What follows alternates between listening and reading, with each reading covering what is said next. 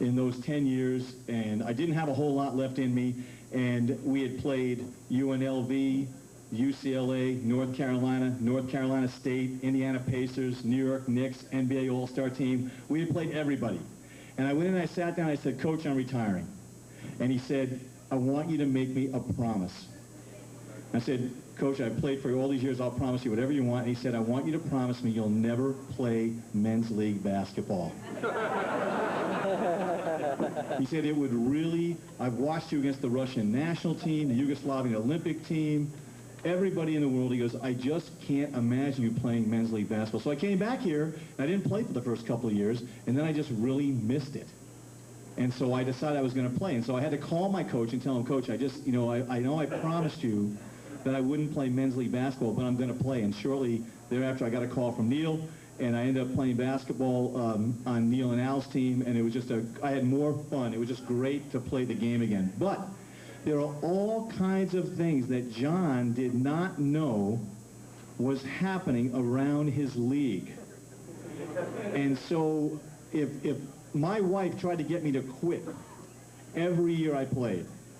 And so I gave a lot of thought to this, John. John, I'm going to give you 5 or 6 or 7 reasons not to play any more men's league basketball. Number 1, you can't start the game because your 5th player was just arrested outside of Kmart. Actually happened. Okay? All this is true. Okay? Second reason to quit playing men's league basketball. Neil, I absolutely love you. I want to preface this before I say this.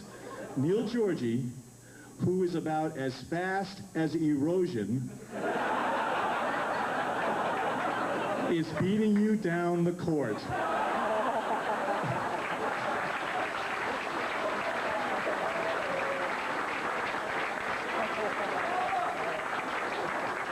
But actually, as Neil knows, in the end, all that matters is if it goes in. Okay, number 3 reason to quit the league. You find yourself as a 38-year-old man talking smack to Phil Bledsoe after scoring your 43rd point and meaning it. 4th reason. You find yourself in a car at 2:30 in the morning with Larry Morrissey.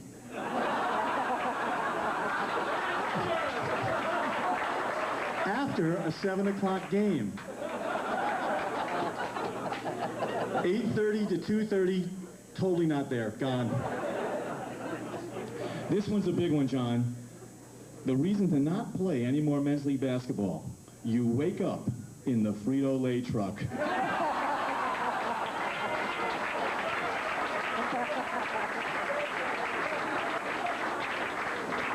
And I want to tell you that I was very thankful to just come just short of that one night up at John's house.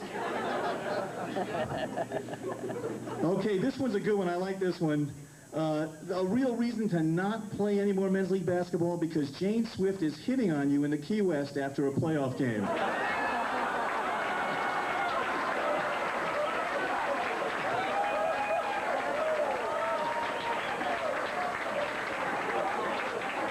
You know, just like Andy Warhol, we all get 15 minutes of fame.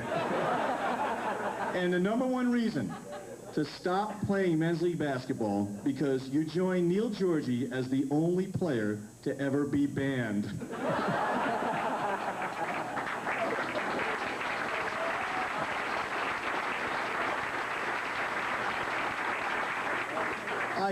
One of the thrilling things about being here for John tonight is as I look around the room, I just see, I actually, until I got here tonight, looked around the room, I really didn't realize how old I was and how many people I see and how long I've been around.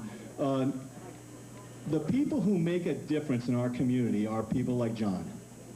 These are the people who do things they say they're going to do.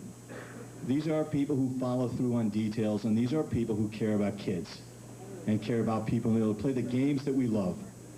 For 17 years as a basketball coach at Williams College, I told every one of my players that the game is not all that important. You're running around in your underwear throwing an orange ball through a ring. There's not a heck of a lot of global significance. but we enjoy every moment that we do it, and we can't do it without people like John. He really made a difference in my life. I always remember just he was the rock of that league. I enjoyed playing both with Neil and Al and against Neil and Al. It was a wonderful experience. But most importantly, he was there. You know, they tell you that, 80% of life is showing up. Well, John showed up. And for that, I think we should all be thankful. Thank you very much.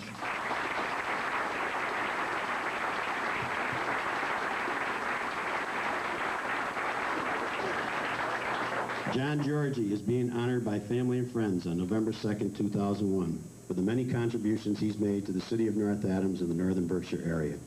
And whereas he's given freely of his time and energy in providing hundreds of men and women the opportunity to have an organized baseball and basketball league in which to participate.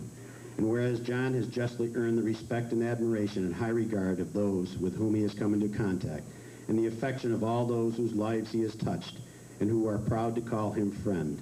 And whereas the city of North Adams is proud to have John Georgie as one of her citizens, it is only fitting that he be recognized in this very special way. Now therefore, I, John Barrett III, by the authority vested in me as mayor, do hereby proclaim Friday, November 2nd, 2001, as John Georgie Day in the city of North Adams, urging all our citizens to join me and the city council in saluting this outstanding gentleman for his many contributions, and who is so highly deserving of the public recognition he is being given this evening.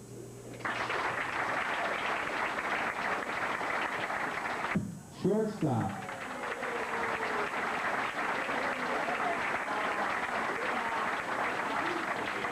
Buddy Pellerin, center field.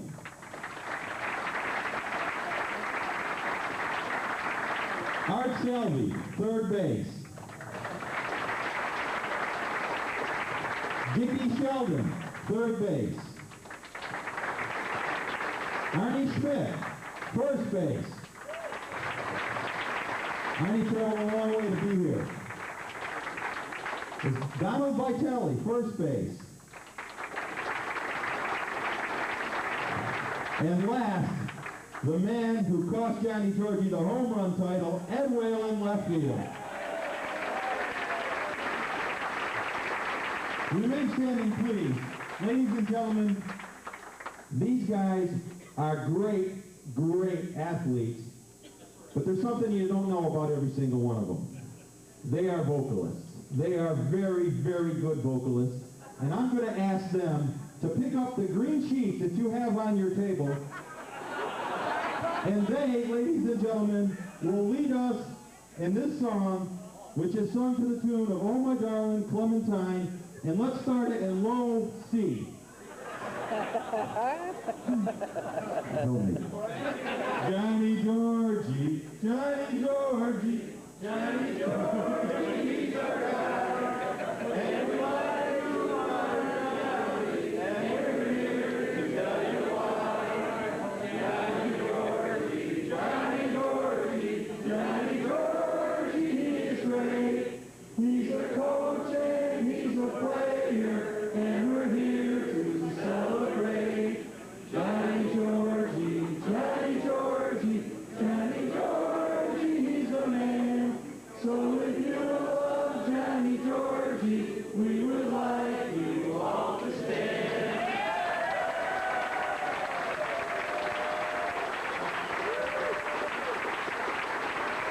What he did for these teams, and every one of these guys will verify it, he paid for the hotel rooms, he paid for meals, he'd take it to the Celtics on a Sunday, he'd take it to the Boston Bruins at night.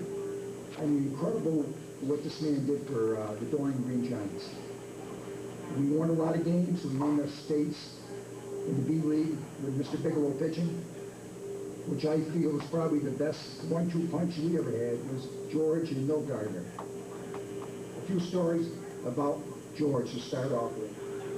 George was pitching in Schenectady, and we were just about ready to start the Dalton Fast Pitch League. So he would come down and throw band practice. And we were getting to get him pretty good. We were clocking him. You know, and George had a vicious knuckleball. And anybody that faced him will tell you what a knuckleball this guy had. So I'd be in Dalton, he'd be pitching, and I'd ride him. We're going to throw the knuckleball. Why don't you play slow pitch, George? And like I said, he gave me a good pitch, and I hit it.